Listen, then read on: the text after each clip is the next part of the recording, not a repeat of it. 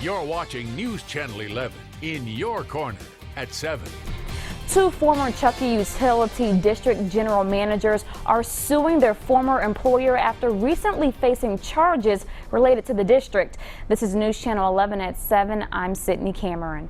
Shirley Collins and her daughter Candy Jennings faced multiple charges earlier this year after a TBI investigation accused the pair of questionable activities related to the management of the utilities.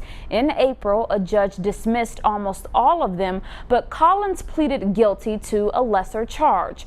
But now the former managers, along with their spouses, are suing the district for up to $8 million. The lawsuit includes 9 different counts against the defendants, including civil conspiracy, malicious prosecution, defamation, and invasion of privacy. Chuckey Utility District is not commenting on this matter. The plaintiff's attorney has not returned our calls this evening. The utilities have since changed their policies to limit the authority of their managers. Some roads in Kingsport will be shut down for most of the night after 2 gas leaks downtown. Construction crews accidentally hit a gas line around noon on Cherokee Road, starting the leak. While fixing it, a second leak was discovered. Kingsport police say the incident is contained, but ask that you either avoid the downtown area or find an alternate route because some roads are still closed.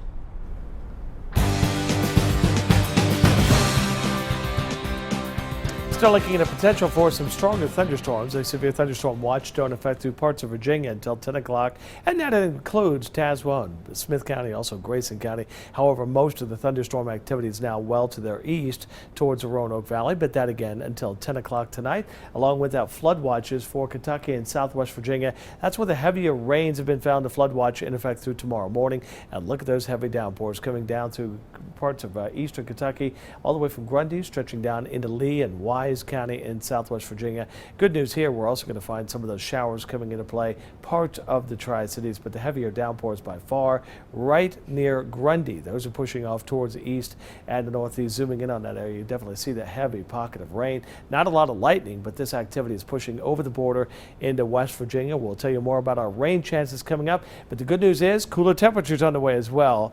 More to forecast in just a few more minutes. Donald Trump is backtracking on a suggestion that hackers should help the FBI find Hillary Clinton's deleted emails. He says it was a joke. Craig Boswell is at the White House with that story and the Democratic response. Russia, if you're listening, I hope you're able to find the 30,000 emails that are missing. Donald Trump now says he wasn't serious when he called on Russian hackers to find emails Hillary Clinton deleted from her private server while Secretary of State. And I'm being sarcastic with something. First of all, they don't even know. Of course I'm being sarcastic. But it didn't sound like sarcasm Wednesday when he was given a chance to rethink what he said. You said I welcome them to find those 30,000. Well, they probably have them. I'd like to have them released. Does that not give you pause? No, it gives me no pause. If they have them, we might as well find. Hey, you know what gives me more pause? That a person in our government, Katie, would delete or get rid of 33,000 emails. Democrats say it's no joking matter. This issue has moved beyond politics and rhetoric and that sort of thing. This is now a matter of national security. In his speech Wednesday night, President Obama took on the Republican nominee directly, saying America's greatness does not depend on Donald Trump. He's just offering slogans, and he's offering fear. He's betting that if he scares enough people, he might score just enough votes to win this election.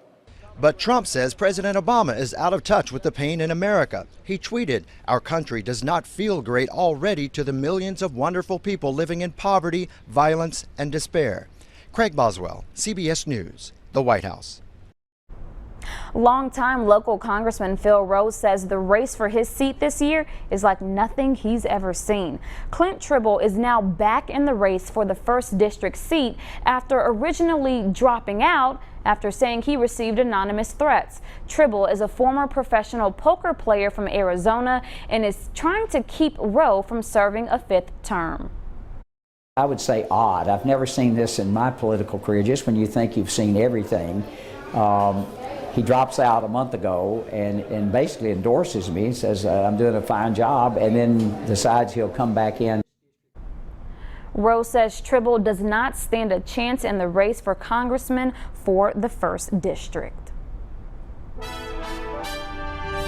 Happening tomorrow, Blood Assurance is hosting its 2nd annual Battle of the Badges blood drive.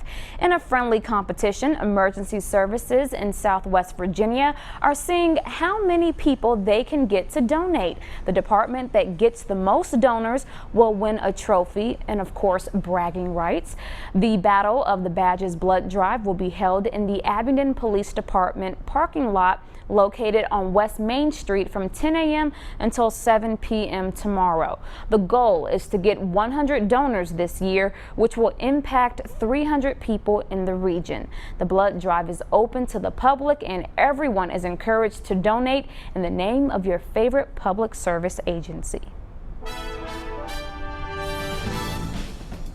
ETSU's football stadium is starting to take shape in Johnson City. Take a look. Crews are hard at work on the future Buccaneer football field. Beams are in place for the skyboxes. Construction began last year with a $26.6 million budget. The stadium should be finished on schedule. Bright wigs are taking over the region. 13 community leaders are now wearing bright pink wigs to help raise awareness about breast cancer and the Susan G. Komen Foundation. This year, organizers are hoping to raise at least $13,000 to help fund local breast cancer patient services and education programs. Last year, the Big Wig campaign helped raise more than $20,000. You can donate by going to KomenTriCities.org. All right, we're still looking at scattered shower and thunderstorm activity tonight. Good news, we need that moisture. More scattered storms, keeping our temperatures cooler for tomorrow. Your forecast coming up.